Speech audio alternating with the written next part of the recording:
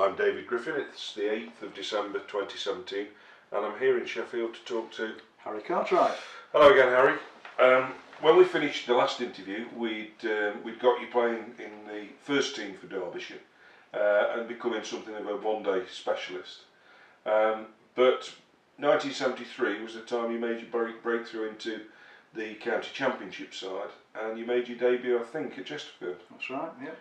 What was the process then of going from being a one-day player, bit of a dasher, good fielder, could score quick runs, to being a part of the championship side?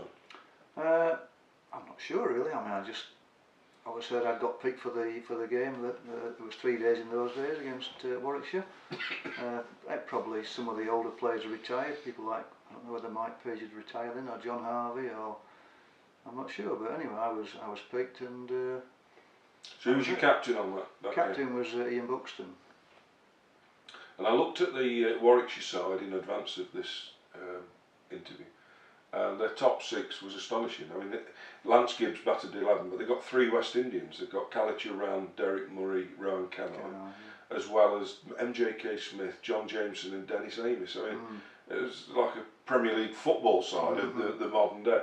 Did you realise that I mean, you must have, when you stepped out of Chesterfield, of course we'd got Taylor, Hendrick, Ward and what have you, that you were stepping into a really good standard of cricket? Oh yeah, you were well aware of that, you know, and it's sometimes you have to sort of pinch yourself to believe that, you know, I'm on the same field as people like you've mentioned, Canai and Calicher and Lance Gibbs, you know, people who you'd watched on television playing tests against England. And of course Bob Willis, who was opening bowling for Warwickshire. You got into that first team, and obviously you virtually stayed there then until the end of your first class career. But it was a period of transition, wasn't it? Because there were players, you've already mentioned Harvey, and there was Buxton, players who were retiring, but then there was this nucleus of new young players coming through who'd form the bedrock of that side later on. Can you just talk to us a bit about those players? Probably the last era that Derbyshire produced the majority of their own players, really. There were people like, I mean, Bud Hill, Tony Borrington, Bob Swindle, Jeff Miller. I mean, Fred had been playing since he was about, I don't know, about 16, I think. He seemed to be there for forever, Fred. Fred Schwarber, that is, not Fred Rumsey. Ward and Hendrick, of course. Jeff Miller came a little bit later. Ward and Hendrick were there earlier, so yeah, I mean, those days Derbyshire did produce the vast majority of their own players, which I would have thought would have been better for the home fans to support sort of, you know, their own people really, rather than people who come in from here, there and everywhere. It was a tricky time though, that transitional period, because the young players weren't quite at they'd not reached the prime, if you like, and so that sort of 73, 74, 75 was a fairly tricky period, but you could see the green shoots. We'd got the England players, Taylor, Hendrick and Ward, and this group, this nucleus of young players. And then of course there was a big spark was lit in the winter of 75, 76 when Eddie Barlow was signed by Derbyshire. Did you know who he was? Oh yeah, I knew who he was. I'd seen footage of him playing, you know, on the old test before the apartheid ban, so I knew definitely who Eddie was. I didn't know what he was like, but yeah, I had seen him on television. Yeah. So he didn't come as captain, obviously, because Bob was captain at that time. He took over the captain. But what was he like that first in April '76 when he turned up? Well, I've never met anybody so enthusiastic and so upbeat, you know. And I don't think he had a negative thought in his head. He was always, you know, the opposition could have been 200 for none, and he'd be, you know, come on, give me the ball. Let's, you know, I think he's going to change things. He's always optimistic, and really, and it rubbed off on everybody. Yeah, I think that's what was needed. I think Derbyshire was a bit in the doldrums. We were always near the bottom of the championship, and I think we'd been ground down a bit. But when Eddie came, it was like a new lease of life. Well, I think looking back, there were a lot of the ingredients were there, weren't they? Because you got some experience, you'd got some young players, and then you get this galvanising South African who comes in and can bring all those elements together. There was a game in 1976 which I remember very well at Ilkeston, And it was the year we didn't play any cricket at Derby. I don't know if you recall, 76 we didn't play any cricket at all at Derby. No, I don't remember because of the that. dispute with the council. So we played all the games I didn't at realise our that. grounds. Yeah, so as a boy living in Ilkeston, I was quite delighted. We got 4 championship matches. Yeah, I know we played at lots of outgrounds, Yeah, at Chesterfield, Burton, that's right, and Long Eaton, Buxton. yeah. Yeah, they played a few at Trent College, the one That's days right, where yeah. I went to teach subsequently. Yeah. Well, we played Surrey at Ilkeston, and the Surrey attack was Jackman, Jeff Arnold, Pat Pocock and Inticab, all test players. And Eddie Barlow scored 217. And I was looking back again through some of the records, and there was a period of really fast scoring in that game where you and he, I think, put 90 on in 40 minutes. It was mainly Eddie, not me. Well, I did, but 90 in 40 minutes, and a lot of people think fast scoring is merely the preserve of the modern game, but clearly it was back then. What do you remember anything of that game? Remember, that innings? if anybody had asked me who was the bowler you least liked facing, I would say Inticab. I couldn't read him, and he used to mesmerise me. Really? Leg spinner, of course. Yeah, leg spinner. And Eddie, when I got out there, I got a few, I can't remember, but I was in with Eddie for a while, and Eddie was in, and at one stage he just decided to take Inticab on, and 1 over, I think he hit him for something like 6-6, 4-6, 1. So there'd been 5 balls where he'd launched him 4 of them, and then they got it. And then I'm facing the last ball, and the crowd were you know, really up. The crowd were really up, and I thought, I don't know what they're expecting, but I know what they're going to get. And I'm not trying to hit him. I remember that game because it was the first time at a championship match that I'd seen and heard a crowd cheering and getting excited, because you know, the beer tent at Ilkeston used to be at the side of the pavilion. And watching Eddie, I mean, it was just, Gerald Mortimer said it was the finest innings he'd seen in 40 years of He just seemed to watching cricket. run down the pitch and middle it every time. Yeah. So this hugely galvanising figure, and of course he then takes over the captaincy in the middle of the season, and things change in terms of the regime, in terms of fitness and everything else. How did that manifest itself? Yeah, well, Eddie set out to make us the fittest side in the championship, and told Walter Goodyear, the groundsman, he wanted 90-yard boundaries all the way around. So if we were the fittest team in the championship, then we'd be able to save more runs in the field by being able to run faster and retrieve the ball. And he had this drill where if the ball went out towards the boundary, he wanted 2 players to chase it. So the first one there would flick it back, and the next one would throw it in. You still see it sometimes nowadays. But he put us through this quite gruelling fitness regime, which at the time I was fine because I was young and fit, but I think 1 or 2 of the players who were getting a little bit older would probably find it a bit So I can envisage you and Boris up the front like whippets. Who's at the back then? Oh, I can't remember that. I'd probably Hendo. Sorry, Mike. But it worked, didn't it? It definitely, as we will discuss later when we come on to particularly 1978, which was a real high point. But talking about fast scoring, there's a game that, again at Ilkeston, funnily enough, in 1977, when Derbyshire played the team that would win the championship that year, Middlesex, and Derbyshire gave them a hiding, won by an innings and 177 runs, bowled them out for 54 on the first morning, and then made an astonishing 380 odd in about 80 overs. Can you talk to me about that game? Because I know there are quite a few things, because Wayne Daniel was in the opposition, wasn't he? And he came with a fearsome reputation.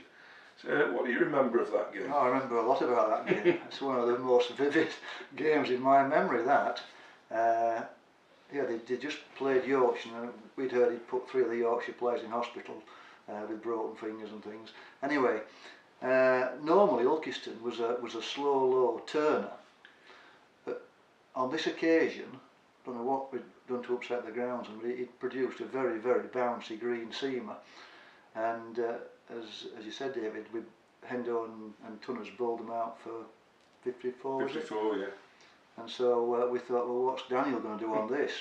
Anyway, in those days it was 6:30 finish, There's no stipulation on how many overs you had to bowl. It was at 6:30 finish, and I went in. I think I was number 5, and I got in at 6 o'clock. And Tony Borrington, who'd opened, was still in. And as I walked out, the Middlesex captain, who was Mike Smith that day, because Mike Brully wasn't playing, I saw him do the arm circling motion towards Wayne Daniel, and so I thought, oh right, here we go. And for that last half hour, I was peppered with short bowling from Daniel and managed to survive. So me and Boris were in at next morning. So as we walked out, Tony says to me, I reckon Daniel will bowl about 4 overs, Harry, that's all. Perhaps 5 at the most. If we can see him off, then we'll be fine. Anyway, Tony tells a story about how we saw Daniel off that morning. Yeah, Harry, remember when we saw Daniel off at Ilkeston that day? Well, Daniel bowled 7 overs that day, and not many were pitched in the, in my half. So he bowled 7 overs, 42 balls, and I faced 40. On the 2 occasions I got down to the other end, it was a case of drop it and run with Borrow's next ball. Crafty devil that Borrow. But later in that game, Thomas came out to bat, didn't he? Exactly. And there was a bit of some fearsome hitting. Well, yeah, Tunners, who was always a good striker of the ball, he said it was who was bowling? I think it was Mike Selvey, or I think Dan Liffey. Mike Selvey, I think, was bowling at one end, and Philippe Henri Edmonds at the other, the England left-arm spinner. And Tunners said, if you're happy to take Selvey, Harry, I'll take Edmonds. And well, it was like watching Eddie against Inticab again. Tunners was running down the pitch and smiting Edmonds to all parts of the ground, and I think we put on something like 120 in 10 or 12 overs or something like that. There was a spell when Edmonds bowled 6 overs for 80. Right. Which is staggering. I think what's interesting about the stories you've told there about the hitting is that it's nothing new. I just think there's more of it now. Because back then there were still amazing examples of hitting. So at this time, presumably, you must feel really properly established. Well, that was my highest score at the time. I got 77 that day, and Tunners finished up, I think, 82 not out, I think, at the end. And as you say, we made about 380. And I say, what was a very bouncy green sea-made pitch. It is interesting to know what happened, because I always remember as a kid, Knox used to wheel out Bob White for Ilkeston, and we used to have these people like Venkat. I can remember Ashley Harvey Walker taking 7 for at Ilkeston. It was always a pitch. Ilkeston-like pitch for some reason. Yeah, I wonder what happened there then. Especially in view of the fact they got Daniel and Selvey in the opposition. So presumably you are you're enjoying life. You're a county cricketer. Where are you enjoying playing? Where are they? Because obviously we talked about the grounds that Derbyshire played on. What were your favourite grounds at that time? Well, my favourite ground has always been Chesterfield. Right. I don't think there's a better ground anywhere than Queen's Park. And when I left Derbyshire, I played there for 18 seasons at Chesterfield. I was very fortunate to do so, I think. Yeah. Do you like outgrounds? You know, the opposition outgrounds? Were you? Well, do you like the big in those days, the Derby ground wasn't as inviting as it is now. I'm sure you can remember, David, that the wind used to howl across it, and there was no protection, and it was the ground that I think most teams would hate coming to play at, especially on a cold summer's day. I remember the little players' shed that they put in front of the jockey's quarters. Can you remember that? Because you couldn't see the pitch, could you? Well, from the dressing room, you couldn't see the square unless you stood on a bench and looked out of a very small window. You couldn't sit and watch from the dressing room. It's unheard of these days, but what most of us used to sit in what was the judges' box for the old racecourse, which was up some steps, and you got a good view of the ground. So we'd often just get our pads on in the change room, and then walk up into the judges' box and come down from there. There was a funny incident once though with Venkat and Bob Swindle. I don't know if you heard the story. I have, but I want you to tell me anyway. Right. Well, Bob Swindle was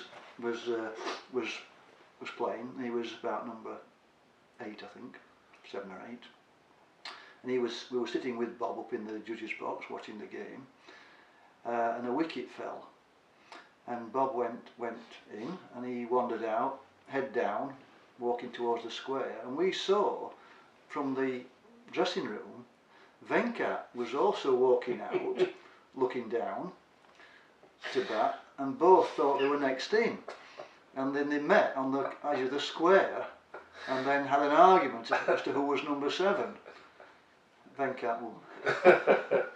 I mean, marvellous. I mean, people talk about characters within, and it's sometimes a bit of a cliche to talk about there are no characters now, there were characters then, etc. But there clearly were characters, and I guess there was a little bit more leeway and things.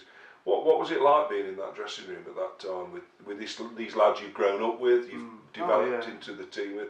What was it like in that it was dressing always room? interesting in the dressing room, yeah. How was Eddie as a taskmaster or as a boss? Was he a disciplinarian? Or He was, but his personality sort of made it that you didn't need to be disciplinarian. If Eddie said something, you did it because you knew he meant it, you know, and you didn't question it really. And I guess at that time, because unlike again the modern game, you can almost recite that 11 that played virtually every game for several seasons. It rarely changed, did it? Yeah. So that must have made a difference also. Well, I mean, he that brought continuity. in Peter Kirsten, obviously, who was a fantastic player for Derbyshire, and John Wright as well. So, you know, the top end of the order was, was John Wright was opening with, well, I mean, Bud, Tony Borrington, Peter Kirsten was always 3, Eddie was 4, and I think I was somehow managed to get in number 5 usually. Who was the best of that lot? If you had to pick one that you played with in the 70s, could you pick one? Very difficult between John Wright, Peter Kirsten, I think. I mean, they were obviously much younger than Eddie was towards the end of his career, but still putting some fantastic performances with bat and ball. We topped the national averages with the ball in '76, I think. Yeah. You know, I mean, he was amazing. A fine player. But I wouldn't like to. They were very different, weren't they, Wright? Very different players. Yeah, I mean, Peter Kirsten was the most unlikely looking player. I mean, we used to call him Charles Aznavour. Yeah. But he was such a touch player and was a fantastic timer of a ball, really. Yeah. Well, he got two double centuries for Derbyshire. He got 6, of which 5 were not out because he could never go on because of the overs limitation. Right. And, you know, remember, he had to declare. Otherwise, I think he'd have got a treble, wouldn't he? I can remember batting with him at Chesterfield when he got a double century. I can't remember who it was against now. 206, I think, at Chesterfield. Yeah, he was, as you say, very different in each way. I mean, I've never seen anybody be so distraught when he was out as John Wright. We used to make a joke about it when he was coming off and saying, hide any lengths of rope, don't let him get his hand on any lengths of rope. He had a slow walk off as well, didn't he? I look back now, I can see him. It'd be, for the next 3/4 of an hour, he'd be head down, he'd be absolutely distraught because he'd got out and he just, you know, hated it. Yeah.